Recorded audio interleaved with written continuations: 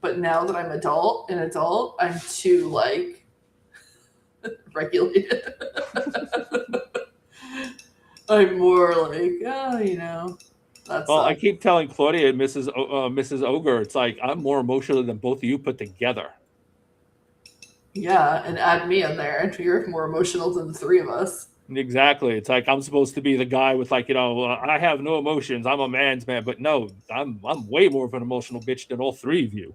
No, it is funny though. You have three women who are in your life on a regular basis, right? Because we talk every day, and you really are more emotional than me too, and all the two of your wife and your sister wife. Oh my God, never refer to her as that. She would lose her mind. No, I do it because I remember you told me about somebody else saying it. She gets so like, no, it's like, okay, I get it. You were divorced and it was ugly. Relax. No, I just say it to be funny, but we, you are. But in my 20s, I was very emotional, and you knew me in my 20s. I I was did. doing I was doing all the wrong things in my 20s. And now you're All. going to be in your 40s. Well, yes, I will be in my 40s. In I don't know how many days are in this month, but my birthday is April 14th. It's coming. Dun dun dun. Hi, everybody. And I'll be at Cardi B that night, singing WAP at the top of my lungs. Wait, is it actually on your birthday? Yeah. Oh, that's going to be a nice day for you. And we're recording that day too. I will not make constant jokes about your age. Yes, I will. You will. It'll probably be the title of the episode. Florida woman gets old. Florida woman ages like fine wine. I can tell because I have this. Oh, I'm going to need 41-year-old Botox. Right there. Frickin' millennials. Oh, that's unfortunate. No, your entire generation is definitely not approaching this whole middle-aged thing well. No, I don't care about being middle-aged. I feel like I'm 20. I think because I'm like pretty active, I go for hikes and I hike. Holly Sykes says, wait until menopause. Yeah, that's only a few years away for you. I can't wait for menopause because I have endometriosis. So the non-menopause years have not been good to me. They have not been good or fun. There we go.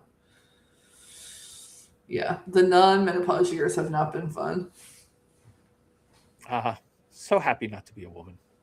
I'm wearing my cousin's Bill's sweater right now, and I wish if I don't want to stand up, but it goes all the way down to my knees. Damn. Yeah, he's a tall guy. He's tall. I was about to say, you're not exactly short. No, he's tall. I don't know what size this is, but he's very tall. I've washed it about 16 times since I've had it. And it's shrinking a little bit, thank God, because before it was like really big right here too. What's up, T-Ree? Doing? Oh, hi, T-Ree.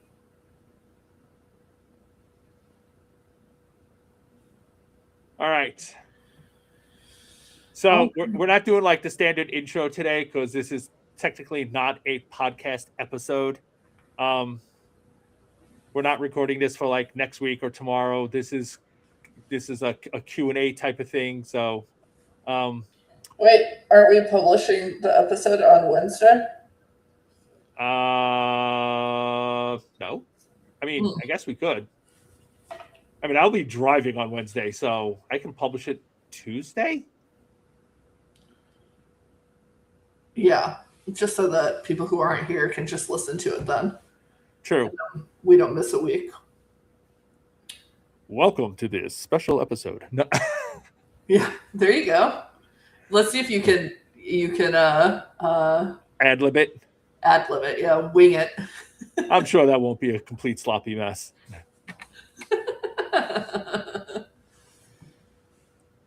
So we are here on a Friday just doing a question answer thing, and because Ogre will be in my hometown, Niagara Falls, next week. Yep. It's Easter break. So we're taking a family on a road trip. We're going up to Niagara Falls to show the kids a bunch of falling water. The funny thing is you know what I didn't remember about Niagara Falls until I went back and visited as an adult was just how incredible it is. When you're standing next to it, it's like out of this world. And I really like small waterfalls. Like that's why I like North Carolina so much. But Niagara Falls actually scares me. It terrifies me.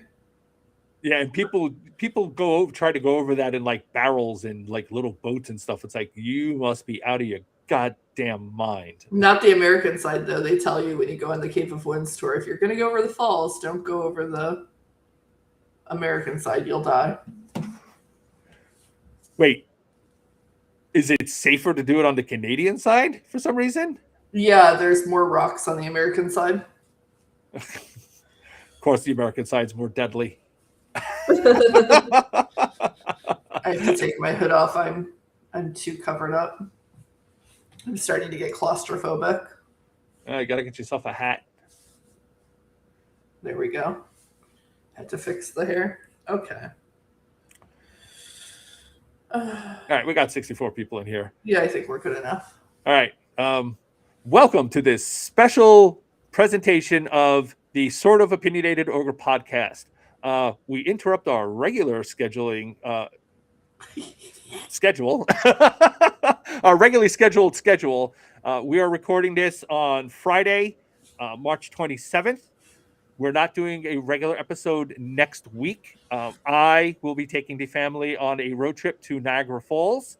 We will be watching lots of waterfall and seeing the local sites, going to see Love Canal and where Florida Woman's old home used to be before they knocked it down and closed off the area because it was a toxic waste dump, which explains an awful lot about Florida Woman.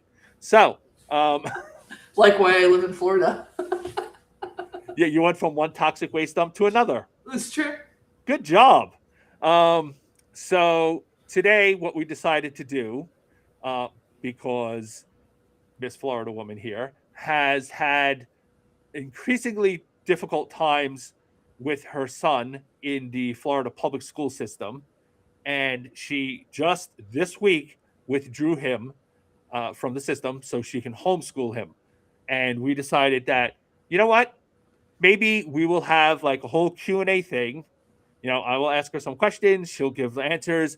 We'll let the audience ask any questions they have about it, and she will answer those questions as well.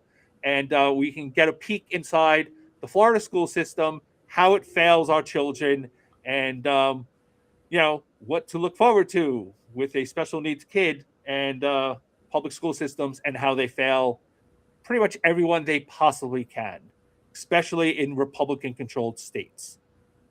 So that is what we are doing today. We will publish this episode, I suppose, on Tuesday because I will be driving for about 8 hours on Wednesday, so I will be occupied. And there we are. That is what we're doing. Yep. Any questions? I think this will be a good glimpse into what America would look like if Republicans got their way and destroyed the Department of Education. Yeah, and if they, you know, because I feel like once they're done gutting Department of Education, the next thing they're going to do is reconstitute it in a way where they can make blue states do what red states do, right? Because you know how they are. It's never enough to take away, right? It's like freedom, freedom, freedom, right? We have to have parents' choice, freedom, freedom, freedom, freedom, freedom. And then they turn their red states into nightmares. And then the blue states say, all right, fine. If you guys are going to do that, do what you're going to do. But we're going to protect our families. We're going to protect our students. We're going to protect our women. You do whatever you do. You want your freedom to turn your homes into hellholes. Cool. Leave us alone. And then Republicans say, well, hold on a second here. When we said freedom, what we meant was freedom for you to live your lives the way we say. That's what we actually meant. That's how you get, you know, there should be no national law or no national Supreme Court case saying abortion's the law of the land. It went from states' rights to actually we want a federal ban. That's Right. what they really meant. Because it's never enough, because they're still mad that women can still get abortions in blue states, even though they swore it was just about states' rights. So I honestly expect them to start looking at blue states and trying to say, well, we don't think that you should run your education systems that way. We want you to change everything because we believe in freedom. No, I absolutely think that's going to happen. And what's interesting about my experience is that we had the complete opposite experience with our older son, because our older son is like very high achieving, very I call him my square. He's, he had straight A's from elementary school through high school and into college. He graduated at the top 2% of his class. He had a full scholarship to college. He played sports. He was popular. He was, he did all of the things. And now with their little one, it's been a fucking nightmare. And I often wonder, like, because our oldest was, I believe that he's also neurodivergent. I think that he probably has autism, but he was never diagnosed because it wasn't as profound. It wasn't profound enough to like really impact him. Right. I think that I wonder, like, sometimes, because he was also like really hyper when he was younger, and he just did things that he had a poor impulse control. And I wonder, if he had the same, if he was in school 15 years later, like his brother is, would he have had the same experience as his younger brother, because there's been such a degradation of the public school system in Florida? Well, let's start from the beginning. When did Nathan start having problems in school? Immediately. Now, what grade is he in right now? Or was he? He was in first grade when we pulled him out. So he started having problems in pre-K. In Florida, we have universal pre-K, which means that you can send your kid to pre-K for half of a day, and it's paid for by the state. If you want a full day, then you have to pay like $11 or something a day. It's very cheap. So Nathan went to school for half the day in pre-K. And, at first it was fine. It was like a new environment. He was getting used to it. But then he started having problems. He's always been very sensory seeking. So he touches everybody. He hugs his friends when it's not appropriate, stuff like that. And then, of course, he had a hard time keeping his hands to himself. If he would get angry, he would push somebody. If somebody did something to him, it's especially important to understand, like, if somebody did something to him. In pre-K, he built this castle out of magnetic tiles, and a kid came over and destroyed his castle. So he picked up a magnetic tile and threw it at the kid, and it hit the kid in the lip and gave him a fat lip. Oh, I remember that. And we got dragged into the principal's office, and they told us that he could go to jail. Yeah, it was like, okay, dial it back there, killer. Right. I was like, he's 4. Like, this is normal behavior for a 4-year-old. Maybe not normal, typical behavior, but it is. I would say that it is normal. Like, 4-year-olds have a hard time expressing themselves, and they have to learn how to keep their hands to themselves. And, it's just normal development stuff. And then you have to remember, he was a 4-year-old who also went through COVID, and he was a premature baby. So when COVID came, when he was a year old, we kept him in the house. Right. He was in a COVID bubble for 3 years because he was born with a congenital heart defect. So we did not play around with him. Ogre can tell you that the first time he met me and the second time, we wore masks. Like, and we were outside, but we didn't, we didn't mess around with with Nathan. Yeah, Anastasia thought Nathan, the feral child, was interesting. Yeah, and you met him when I think you met him the first time when he was about 18 months old, and then again when he was like 3. So yeah, so we started having problems right away, and pre-K was a disaster towards the end. They threatened to put him in jail. I was like, this is crazy. The principal of the charter school that we sent him to, we originally sent him to a charter school because it was a bilingual school. they said, oh, we don't know if we're going to approve his attendance next year. And I said, you don't have to worry about that. This is the most unprofessional school I've ever gone to. I would never send him back here. And then for kindergarten, we sent him to public school. Now, he's been diagnosed, correct? Yes, he was finally diagnosed this school year in September with ADHD with oppositional features. And he recently took a sensory assessment and he scored very high. So he also has sensory processing disorder, which is not a standalone diagnosis, though. It's just something that kind of goes along with it. You're going to have to explain that to our audience. So ADHD is attention deficit hyperactivity disorder. You can either be diagnosed with attention deficit disorder, or you can be diagnosed with hyperactivity. Nathan has both of them. He has a hard time focusing, and he has a hard time controlling his impulses, his emotions. And I want you to understand that ADHD is not just, a little kid who's running around and jumping. That is it too. But it's also an inability to control your impulses. It's poor emotional regulation. It's essentially when he has intrusive thoughts, he just acts.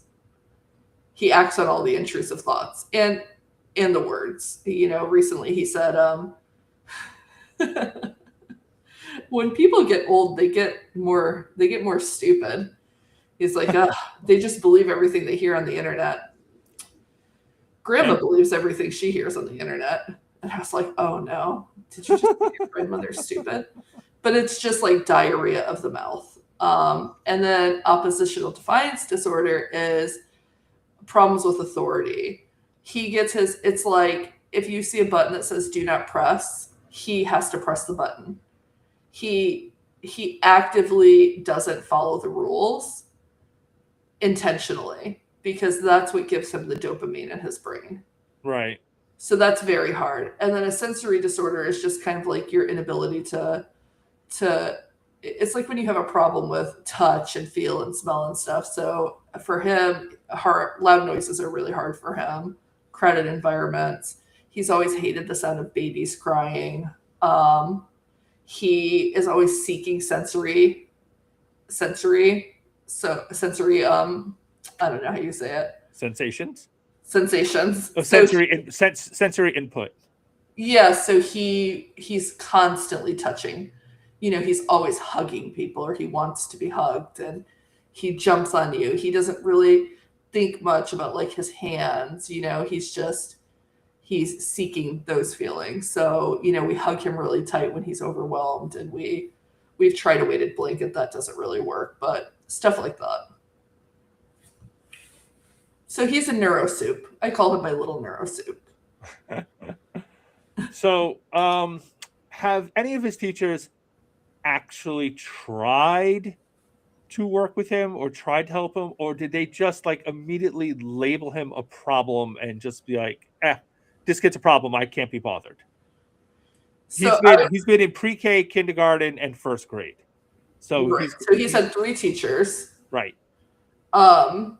I would say that his pre-K teacher really tried hard to work with him, and his kindergarten teacher did too, to a certain extent. Sorry, my glasses are fogging up. But his kindergarten teacher was like former Navy, and he kind of got like personally offended by Nathan's diarrhea of the mouth. Because Nathan, I always say, he doesn't just try to hurt you when you piss him off, he tries to hurt your ancestors. So the teacher was just very disturbed by that and would argue with him. And I used to try to explain to the teacher, hey, that's what he wants you to argue. His first grade teacher, which is where the problems really started happening, no, I don't believe that she ever tried. She just immediately labeled him an issue. She acted like he was the second coming of Ted Bundy. And then she never really tried.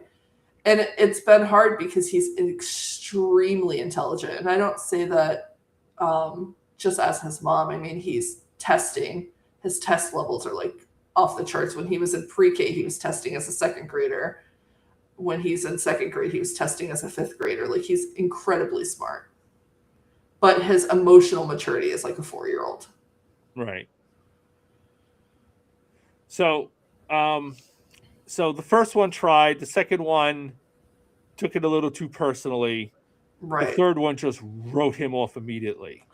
Yeah, and she also used to tell me all the time, oh, well, I have autism and I have ADHD and this and that, and my daughter is like this. And she would try to, like, I don't know, relate to him, but she was always immediately offended. So I'll tell you a quick story.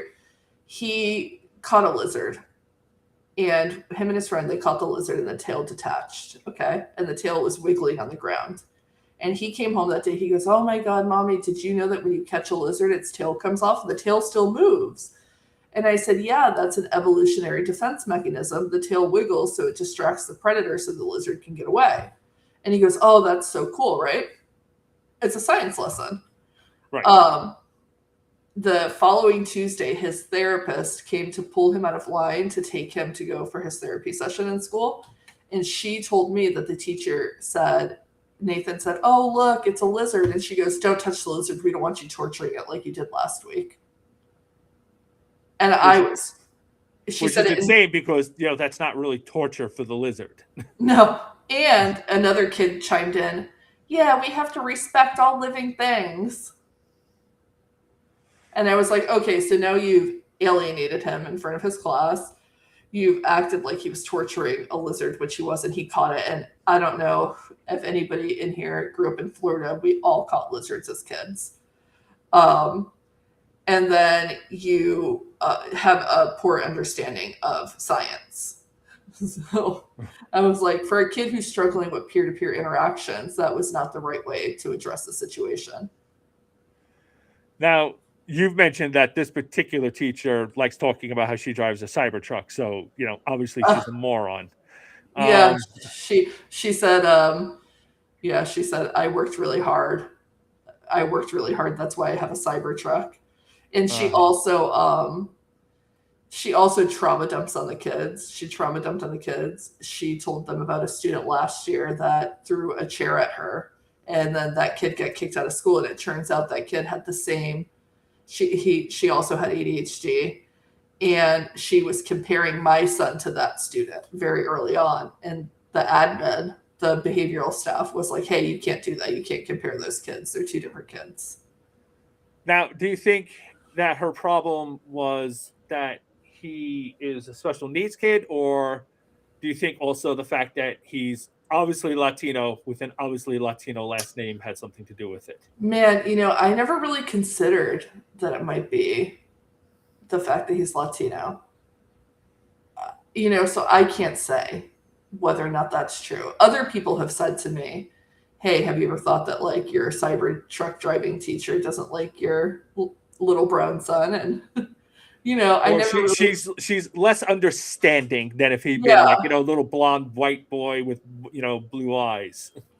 Yeah, I don't know. And I would love to know what the student looked like from last year that she got kicked out of school. I can't say.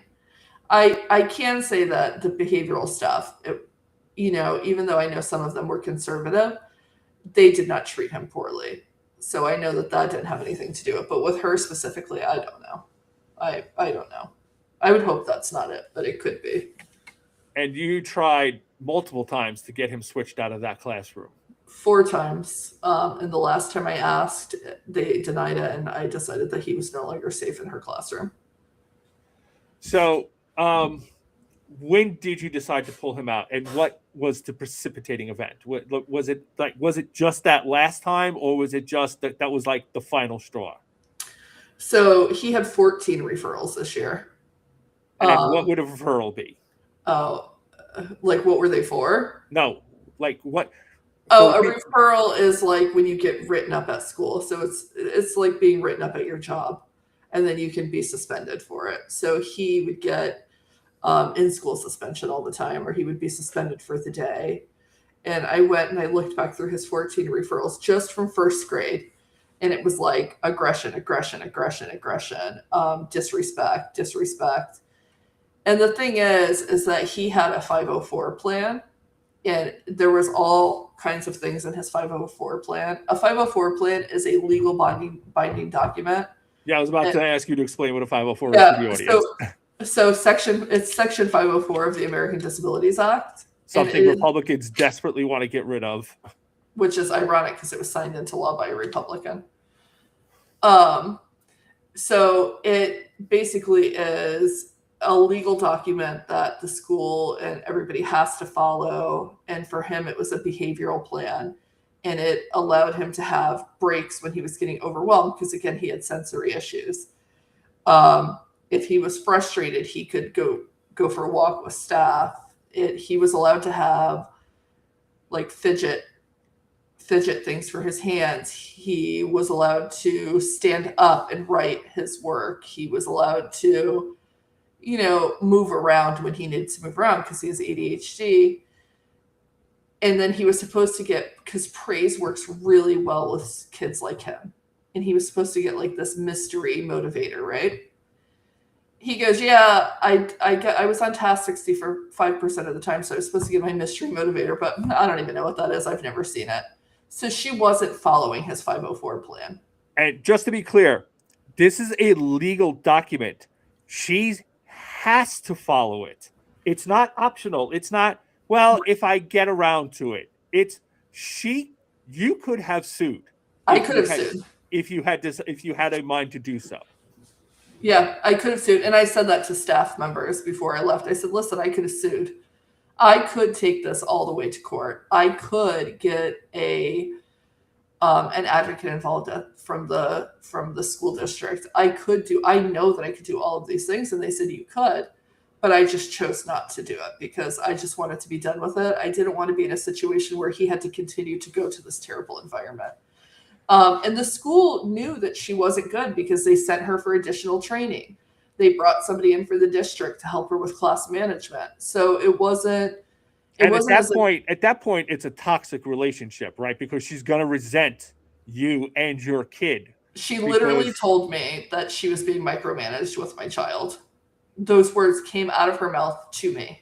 Right. And as soon as she said that, it's like, he can't be here anymore. He can't be in this classroom. Right. She resents me. She resents my kid. She will never do the job she needs to do because she now, even if she didn't before, now she absolutely resents him.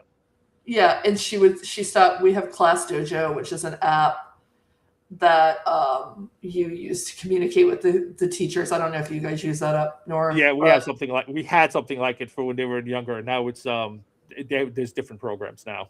So she stopped responding to my dojo messages, and so he had noise canceling headphones. So there's a couple of things that led up to this. So right after he had his sensory assessment, I sent in noise canceling headphones for him because he really has a hard time with noises. And he could not focus. I sent her a message that said, hey, I'm sending noise canceling headphones in with him. Please give them to him when he has to do independent work. Because I was very communicative with his school.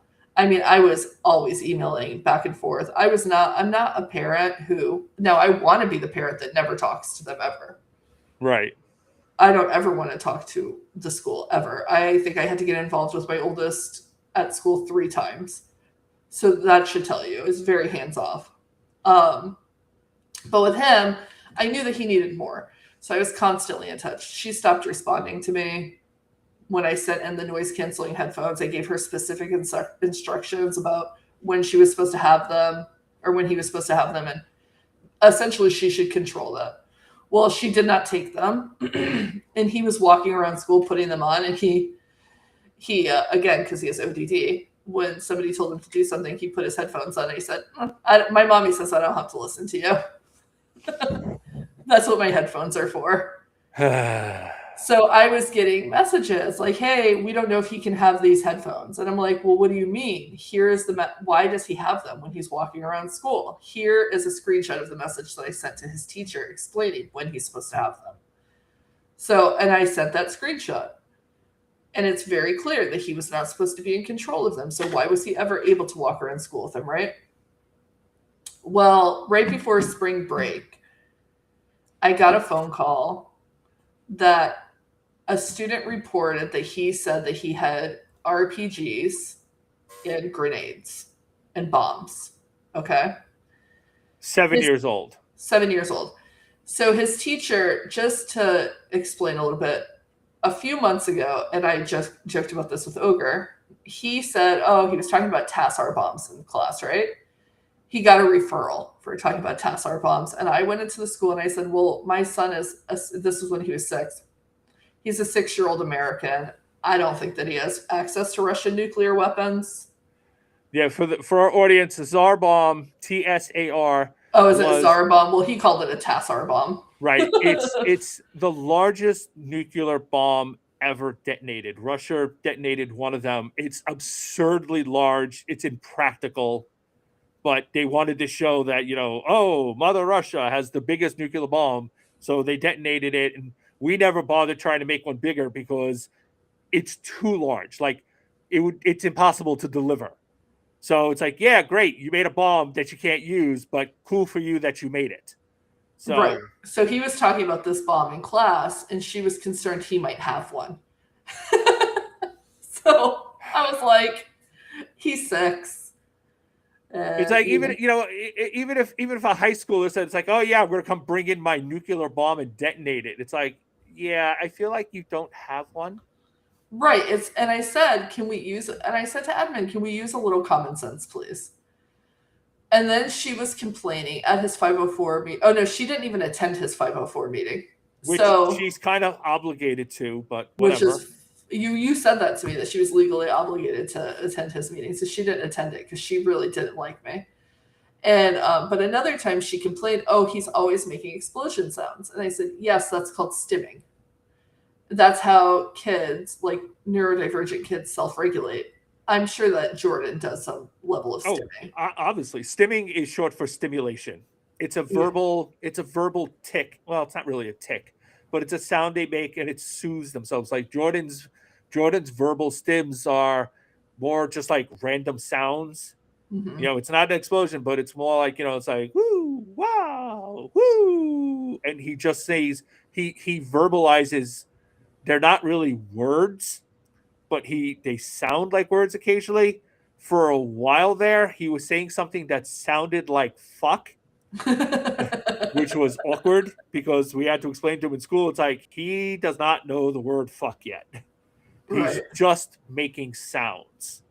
Like I this is before I started cursing around the kids. Like that started when Anastasia turned 10. This is when Jordan was 8. So it was years before. Yeah, it was years before. And he would just be like, ooh, something like that. And he was like, is he saying fuck? And I'm like, he does not know what that word is yet. Yeah. And even now that I curse around him regularly, he still doesn't curse. It's just not something he does. Right. So he was making explosion sounds. And the teacher made a big deal about this. Oh, he's making explosion sounds. And she also was like, oh, he jumped on a dragonfly, and we respect all living things. And I said, well, we kill bugs in our house, so I don't know what to tell you. And that sounds like she's just looking for an excuse to right. And he was like, mommy, the dragonfly was already dead. It was on its back. Like, so it's like, well, no one said anything about disrespecting the dead, so it's free game. So right before spring break, I got a phone call that said the thing about the bombs or whatever, and the vice principal said, he's going to have in-school suspension for a day, and then, I apologize, but we have to do a threat assessment, which means the sheriff's department has to get involved. And I'm on Lexapro, and I only say this because my reactions to things now that I'm on an anxiety medication is not like, oh my God. I was just like, okay, it's very like deadpan. I was like, all right. And it didn't really click to me until the next day when I got a phone call from the sheriff's department telling me that they were going to question my son. And he said, would you like to be here for this? And I'm like, well, of course I'm going to be there when a cop is questioning my little Hispanic, child who's a minor. He's 7 years old. It's like, no, go ahead. Don't worry. Right. I don't need to be for that. Yeah, waive his Miranda rights and everything. It'll be fine. So I went to the school. The sheriff was looking through his backpack for grenades and bombs. And then did he not find any? No, it's weird. Oh my goodness. I felt for sure he might find a Tsar bomb in there. And guns. Apparently the kid said that Nathan had guns, grenades, and bombs in his backpack. And I don't even own a gun. So I said to the sheriff's deputy, I go, just so you know, he's 7 years old. He doesn't have access to RPGs and bombs. I said, and we don't own guns. I go, but I understand the severity of it, having written many articles over the course of my career about school shootings, right? Right. So they bring in Nathan, and the cop is like, can you please explain to me what happened? And Nathan was like, we were just talking about like Minecraft or something. And he said, and he was like, and I have bombs and grenades and RPGs. And he goes, I mean, it was all fake. That's, my kid was like, it's all fake. He goes, but I don't know, maybe he thought that it was real. So he told Miss Thompson, oh, we'll have to blur that. We'll have to get that out. So he told the teacher, and the teacher told admin, oh, Nathan said that he has guns and grenades and bombs and RPGs in his backpack. Literally, that is what it was. And I'm laughing because it was so absurd. And my child was just like, I don't know. My 7-year-old said, I don't understand why this is being blown out of proportion. It's all fake. And the sheriff's deputy said to me, this isn't a threat. He goes, this isn't a threat. He goes, but, if you let me search his bedroom, I can do that. But I don't even think my supervisor will want to do that. Well, it turns out the supervisor did want to do that. So then I had a sheriff go to the house, not the same sheriff that I saw in the school, another one.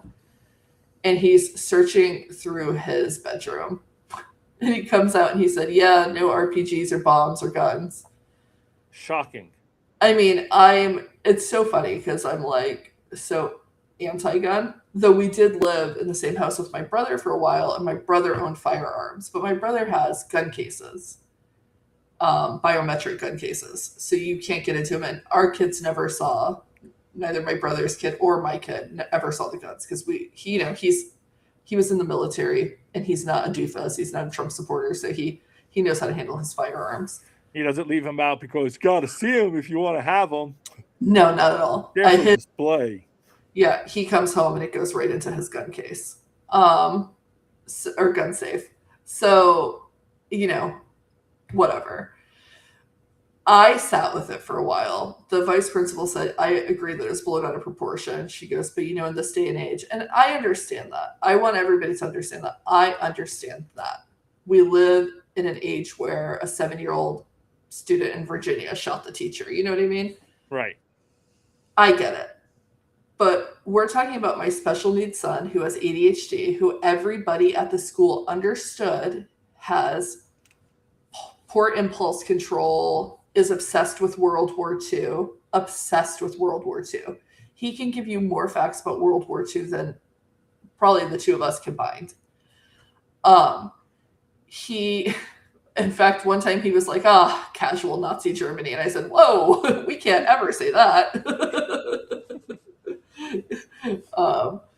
So, he is very into, all of these things. So they knew when he's talking about RPGs and stuff, he's talking about, he's not saying that he has them, but I felt like the teacher was like, oh, here's my opportunity. Right. Because again, resentment. Right. And it didn't work. He had one day of ISS and then he was allowed to go back to class. But his father and I decided, because it was not a threat, and everybody involved at the admin level and in the sheriff's department said that that's not a threat. But his father and I decided, you're never going back to this class. Ever. You're not safe there. So we're taking you out of school. And that's what we did. He went on spring break. And I withdrew him the first day back from spring break. Now, did you consider alternatives? Like you've already done charter school, but did you think about private schools, finding like a special needs school, trying charter school again? No. No, our experience with the charter school was terrible. Private schools don't have to follow IEPs or 504s, and before I pulled him out of school, we had already talked about him getting an IEP. So You're gonna have to explain what an IEP is for the audience. you have to explain what an IEP is because you know more about it than I do. Okay, so an IEP is an individualized education plan or program. I forget. It's one of those two words, probably plan. It's similar to a 504, except a lot thicker. So IEPs detail in a lot of detail exactly what it is the school will be doing to further the child's education. They will set very specific concrete goals and how they plan to reach those goals. And that's another legal document that they cannot fuck around with. Like once you have an IEP, you can go in there and say, you're not doing his IEP. I will sue you if you do not start doing his IEP. They will designate X amount of hours per week for, like, in Jordan's case, it was speech therapy, physical therapy, occupational therapy, and et cetera, et cetera, et cetera. So IEPs are like much more beefed up versions of 504s. Right. So there you go. Yeah, so they specifically they wanted him to get occupational therapy for his sensory issues, and he was already getting therapy for his behavioral stuff. So they just wanted more. So he was going to get an IEP, and we could have gone to a private school, but in Florida, and I don't know if it is the same everywhere else, but private schools aren't required to follow IEPs by law. They're exempt from that. So which is insane. It is insane, which is also a reason why they want to privatize education. So I just didn't think that would be a safe environment for him to go to a private school where they don't have to do this. I thought about special needs schools, but because his academics are so good, because he's a high achiever as far as like his academics are going, he has problems with like fine motor skills, like writing and stuff like that. But everything else is, he's testing really high. I just didn't think that was the place for him to go. And everybody agreed with me that like an ESE classroom would not be appropriate for him. So we did think about that. Ultimately, I just decided to homeschool. And I gotta tell you guys, it's not something I ever wanted to do. Yeah, what have you traditionally thought about homeschooling? So I always thought it was stupid. Always. I remember being a kid and we had one of my friends was homeschooled. I was like, wow, she's really weird. And I understand that homeschooling in the 90s is not the homeschooling of today, but to change my thought process about that was hard, I just I didn't know that homeschool kids were taken seriously. And he's so smart. My fear is that I'm going to make him stupid. Like, not that I'm a stupid person, but just I'm also not a teacher. Right. So homeschool is not something that I ever wanted to do. Plus, I'll be honest, it is hard having a neurodivergent kid. Sometimes I want to rip my hair out, and I've had to completely change the way that I parent. I wouldn't know anything about that.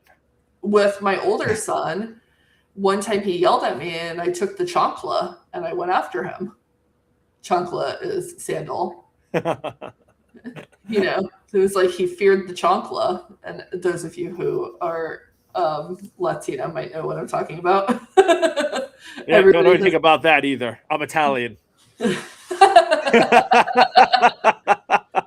I am not, in fact, Italian. So my parenting has been, I was very no nonsense with my oldest son. My oldest son knew exactly, Nathan also understands the expectations.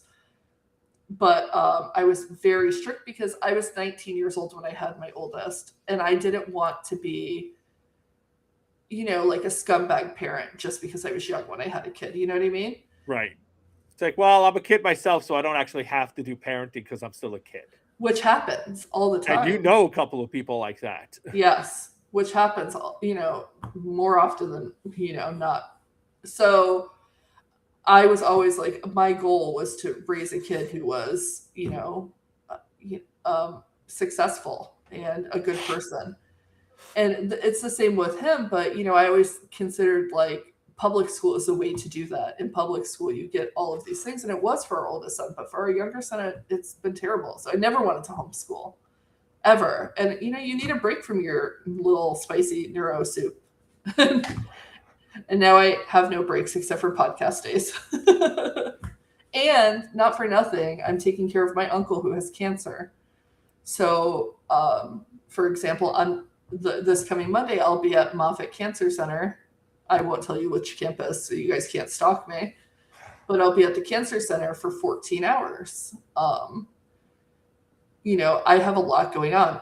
Ogre can tell you I have a lot going on. I don't even write anymore because I have so much going on. So now I have one more thing on my plate, which is educating my child. And of course, that's going to take priority. Yeah, I remember during COVID, everyone was home. The girls were doing virtual schooling. Mrs. Ogre and Claudia were working online. So Jordan was doing virtual schooling, and he couldn't do it on his own, right? He'd never done that before, so I had to sit with him the entire school day. Yeah, that's what it's been like for me. And I had to do that for 18 months because he also had, I believe we were also doing virtual school during the summer for that one. But it was soul crushing because Jordan, he struggles to do work on a computer because he's not used to doing that kind of work, and staying focused on a computer screen, like, talking on a computer screen, that's not what he uses computers for. So it was very, very difficult to get him engaged and stay engaged. And I had to do that for several hours a day for 18 months. Wow. Yeah, I wrote about that. It was, and while that was happening, I had to make sure everyone else, stayed focused and didn't fall apart and didn't have meltdowns because everyone else was scared. So, but that's my job, is to stay at home parent. But it was brutal. It might be, I'm not saying that's what it's going to be for you, because it's a completely different circumstance. And, Nathan's not autistic, and he's very smart. So if you find something that engages him, and you find a way to engage him, Jordan does not like being engaged on that sort of thing. And also, Jordan does not like spending a ton of time with me. He's mommy's little boy, and daddy's daddy's an intruder when it comes to that sort of thing. If mommy had been sitting with him the entire time, he probably would have had a much easier time, but mommy was working. So and financially, like, I work. I work during the day. When Nathan was in school, I would do Instacart, or I also do contract work for Newsweek. So when I have work for them, I'm really busy. So I do work too. And now financially, that's going to suck because I'm not going to be able to work as much. And I don't know if you guys have noticed, but Trump is destroying our economy. And very exciting. I still have bills to pay. So, that's going to be a little bit rough. My husband worked like a whole 1 week this month because the construction industry is taking a nosedive. And, it's rough financially. It's tough. Especially after we spent all of our savings on his permanent residency. and he got stuck out of the country for 3 months during that. So we had to support 2 households, and we take care of his sick father. And there's like lots of other things going on. So, it's going to be rough. Hey, but it'll be okay. So, what comes next for you and Nathan? So he started 2nd grade, which is exciting. We started 2nd grade. He did all of his work. We're using Me Academy, which gives him a curriculum. And that's nice because, again, I'm not a teacher, so I have no idea how to develop a curriculum. So he's doing that. He Now, sat is this down. something you had to pay for, or is it something Yes. provided? No, I had to pay for it. So I paid, it's $1.99 for the first month, and it's $50 every month after that. I also applied for the Step Up Academy, which is Florida's way of destroying the public school system. He got about $10,000, but that doesn't get distributed until August. So from now until August, I'm financially responsible for him, which is fine. I'll make it work, you know. And then when he gets his funds, I can get reimbursed, I think, for what I've paid, maybe. But I can also just pay for a lifetime membership of the program, which is like $1,500. So that'll be cool. So then that'll follow him all the way through middle school. And then, so he started second grade. He complained that the work was too easy, but he did learn something, which is important because when he was in public school, every day he came home and he said that he wasn't learning anything. Right. So And this is that's like the worst thing. It's like, if I'm not learning anything, why am I here? well, it's just exactly what he would say. So he and I remember you kept asking them to give him enrichment material, give him something, give him something. Right. And ironically, they were giving him second grade work, which is too easy for him. But he did life sciences yesterday, and he didn't know anything about life sciences. And, you know, we did the book work, and then we took him on a nature walk, and he collected, you know, stuff from the ground. And we have he has a, what is it called, where things look bigger? Magnifying glass. At home, so he's going to look at them today in the magnifying glass, and he's going to write about them. So it's kind of science and English at the same time, and that's my enrichment work for him, because that was not part of the plan. And then he slammed his finger in the door yesterday, and he said, well, this was a bad day. Well, it's a chance to learn about biology. When you slam your finger into things, it hurts. Yeah. So I think somebody told me the hardest thing about homeschooling is readjusting the way that your kid learns, because it's no longer such a structured environment, but he has to like think for himself, and it's not regurgitating facts. It's, you know, so I guess we're going to be learning that together, because I was educated in public school. So now, Mr. Florida and your parent, because you live with your parents, you just moved them recently to try and save money to take care of your bills. Yeah. And my uncle, who has cancer, lives about 2 minutes away from them, so it's easier than driving an hour to him. Exactly. Now, are your parents and Mr. Florida woman, are they going to be involved with Nathan's schooling, or is this going to be entirely on you? So I have asked if my mom specifically could help. My mom helped Nathan learn how to read when he was 3 years old, so she's capable. And she said that she would help a little bit. Like, you know, his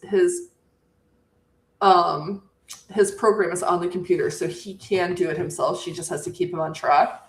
And she did say she was going to help with that. My husband is not from the United States, so this is over his head. You know, he never went through the school system here. He could try, but I've seen how he writes a sentence, and, you know, maybe not. But my oldest son, who is a pre-med student, said that he would help him with math and stuff like that. So there is going to be some involvement from other people, but primarily it'll be me. Just one more thing on Florida woman's shoulders. More unpaid labor for you. And he was so excited because he thought that I'd be writing again. So I don't think that's happening. Although I do think that I can write about my homeschooling journey. Maybe that'll happen.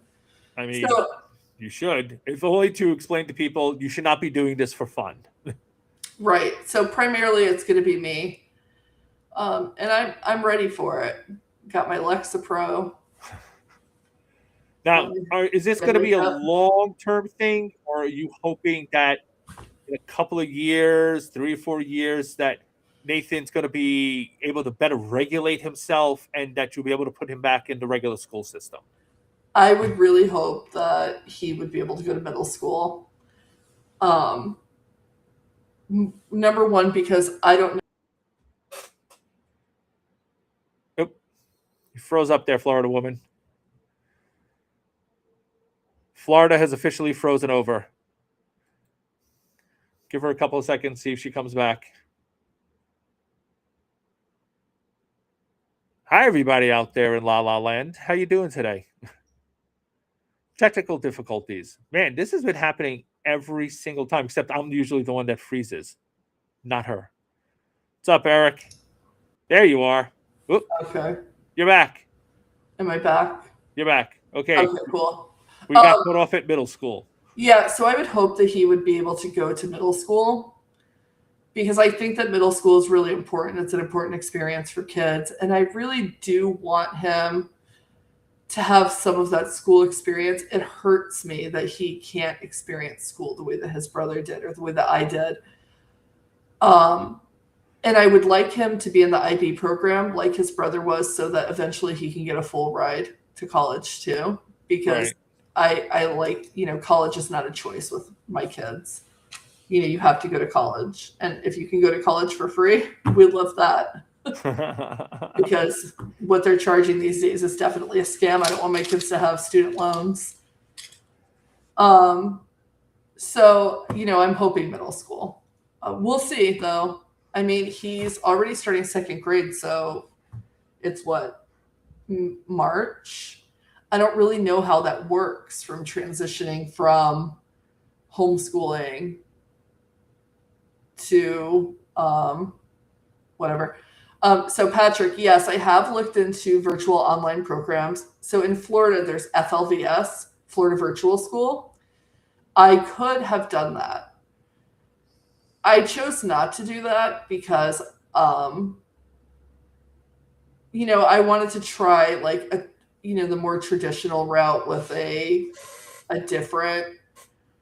So I wanted to see if I could start him where he needs to be rather than where the school system thinks he needs to be, because he's beyond first grade work, you know what I mean? So I could do that. I think that if the Me Academy, which is a virtual school program too, but it's not through the state, if he could do that, if he likes the Me Academy, we'll stick with that. But if that doesn't work out for him, maybe I'll do FLVS. I would have to give up the scholarship money because that would be technically enrolling him into a public school. And Florida doesn't provide you the step-up scholarship money if they're in a public school. So maybe we'll do that eventually, maybe for middle school if, it doesn't work out sending him back. But yeah, I did think about that because that's a much easier transition, especially when it comes to high school, to do the Florida virtual school. But my hope is that I'm not in Florida, so I guess I'll have to see what it does in other states. Because I got to be honest, life is rough here. It's ironic. If Byron Donald wins the governor, kill me now. It's funny because in the fall, Jordan's going to be starting a program called Step Up. Oh, really? Yeah, it's completely different, obviously, but same name. Yeah, and listen, what's crazy is when he was approved for the scholarship, I said, "Oh, destroying public schools one scholarship at a time," because I do feel like that, right? It's a really vicious cycle. So, public school is so defunded that it couldn't help my son, right? They just don't have the resources to help him. So then I'm forced to pull him out and homeschool him. So then I have to apply for the scholarship, which we have talked about on the podcast, how mismanaged it is. Remember how it pulled $100 million from public school funding. So I'm using something that is actively destroying public schools, but I've been put in a position where I don't have any choice. Which was kind of the point. Which is the point, exactly. Which is really hard for me as a public school advocate I've been a public school advocate for my entire career. Either they'll end up with kids getting pulled out of the system, or they'll end up with a system that produces very bad outcomes for kids. Right. Especially marginal kids. And that's the point. That's what they want. Exactly. It's not kids like my oldest son being impacted, right? So if you're a high performer, you're not being impacted. It doesn't care. Right. Anastasia is going to be fine. Right. It's kids like Nathan and Jordan who will suffer. and kids like Lila struggles because she doesn't Or have adequate support. If she had a little bit better support in school, she probably wouldn't be struggling quite so much.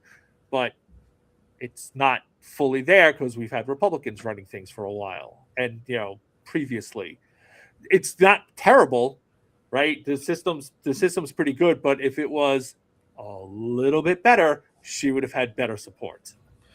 right, and I feel like for him, public school would have been fine if they had given him the level of work that he needed, which was now first grade. Like, he honestly should have skipped a grade, at least one grade. To be quite frank, he could be in third grade right now and he would still be high achieving.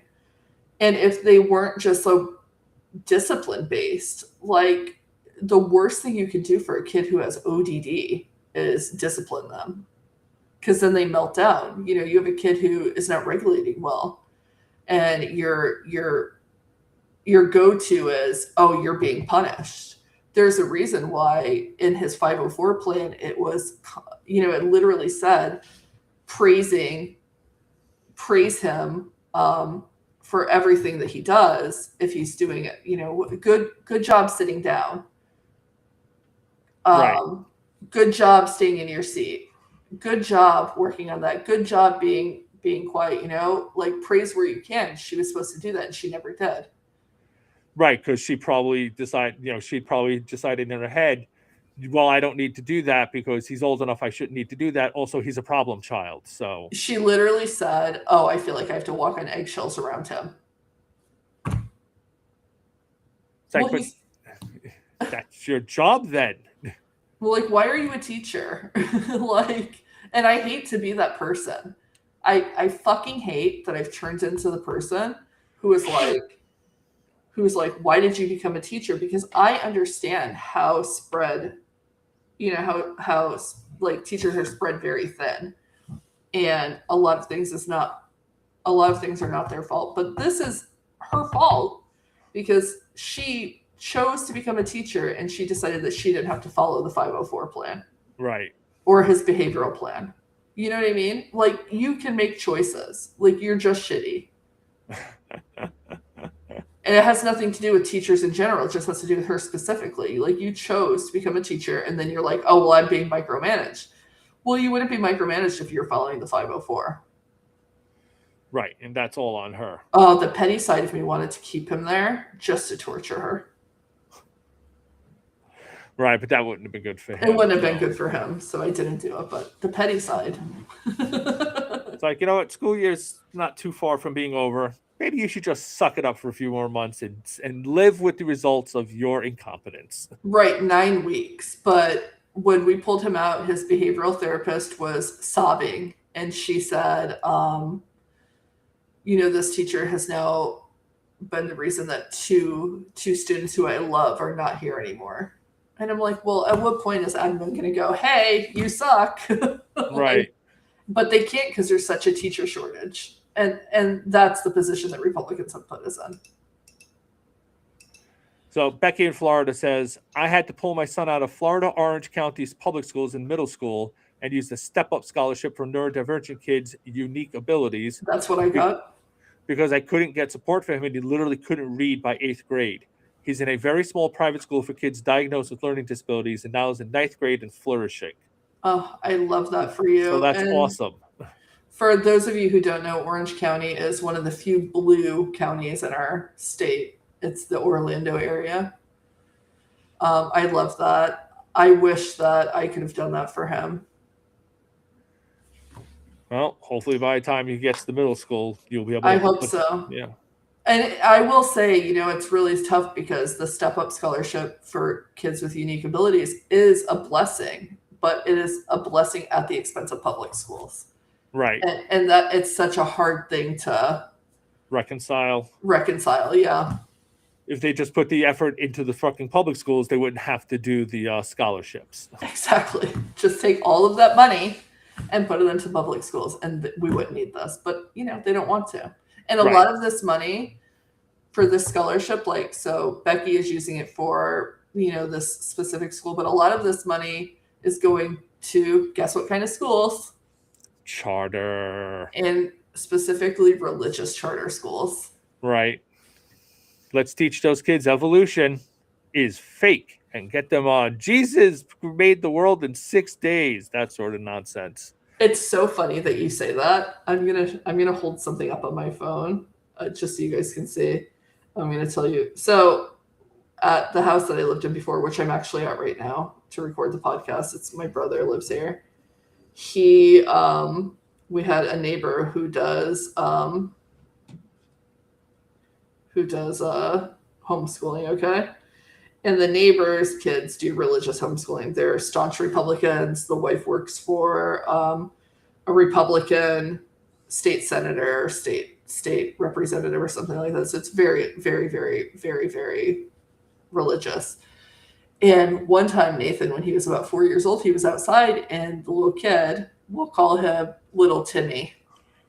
Little Timmy told him that the Big Bang wasn't real and that Jesus created everything. And that's cool if you believe that. My oldest son was appalled. My oldest son is a science major. He said, oh, he's not allowed to hang around little Timmy anymore. So anyways, our little one played, can you see this? I see some kind of symbol. Anyways, it's a cross. It's like a little picture that he colored on my phone, and it's a cross in the middle. And I sent it he goes, send this to my brother. So I sent it to his brother, and I put from Nathan, and his brother said, is this Timmy homeschooling education? And I had to go, no. He just colored a picture. It was an Easter picture on the app. So my oldest is like so worried that I'm going to make his brother stupid. And our oldest was like, hey, if anything ever happens to you, we want custody, or I want custody of Nathan.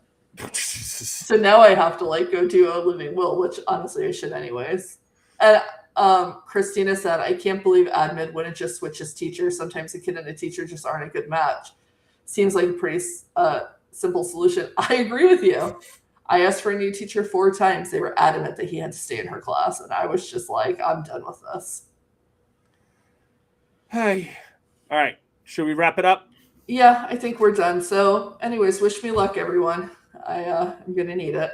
Does anyone in the audience have any specific questions they'd like answered before we wrap it up for the day? 151 of you. I know. We got quite an audience. But no one seems to be asking any questions. Actually, there's like a weird delay. There's like a 10-second delay between us talking and it getting to the audience for some reason. Substack's weird that way. So Eric asked, doesn't the district have an EEC program? They do. Which one's EEC again? It's early childhood education. Oh, no, that's EC. Yeah, early childhood education. They do have an EEC program, but I think that's what he's talking about. Is that what you're talking about? Hold on a second. And they do this. They are supposed to take those courses. Oh, I should mention, because you're asking about this, but I should mention that when Ron DeSantis took power, he decided that every veteran could be a teacher. So he did make this, I don't know if he signed an executive order or what, but he created the system where any veteran or their spouses could become teachers. I'm not sure what the parameters are for that. Like, are they supposed to go get a degree? I don't know, but it seems like anybody can be a teacher in this state, except for intelligent people.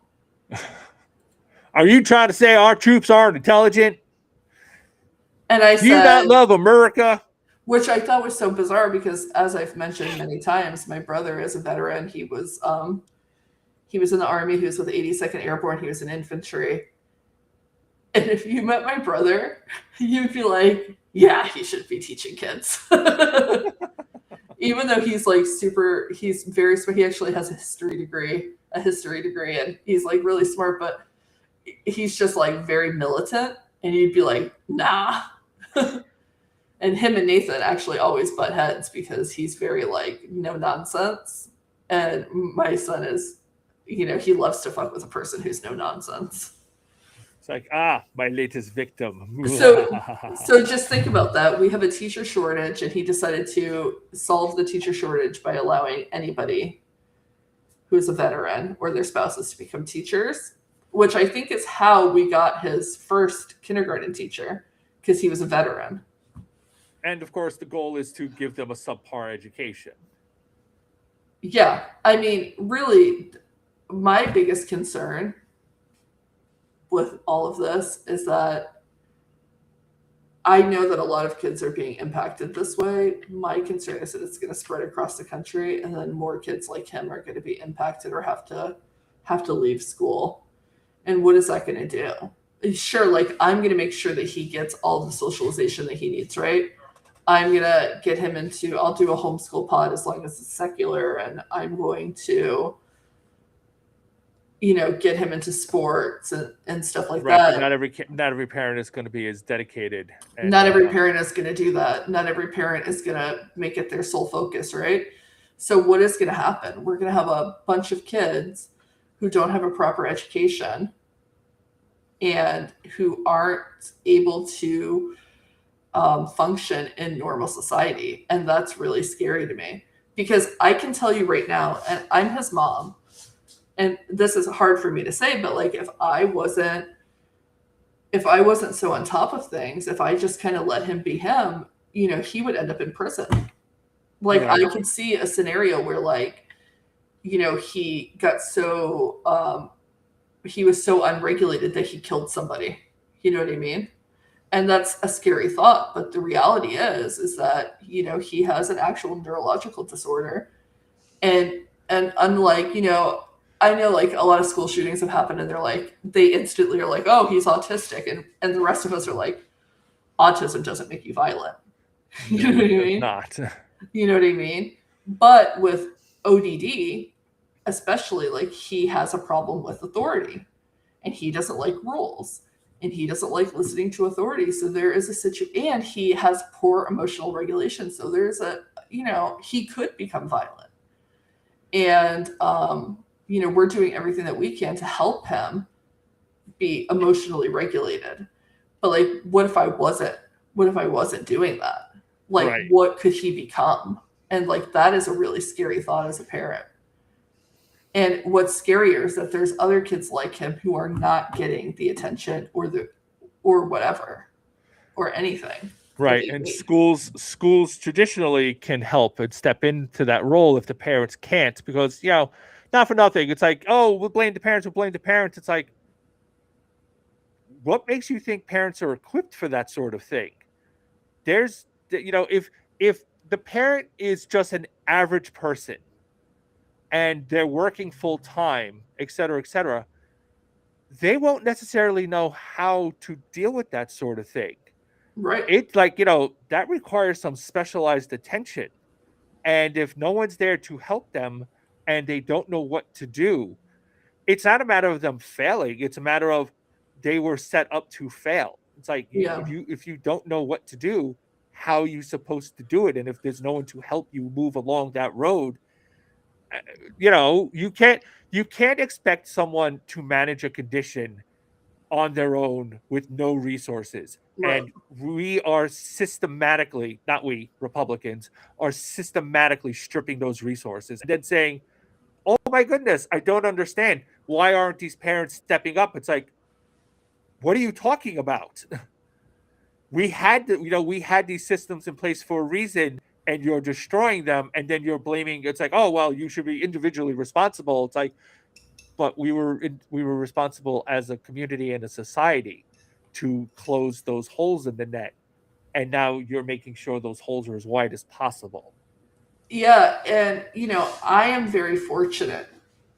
His godmother is a registered behavioral technician. Is that what it is? RBT.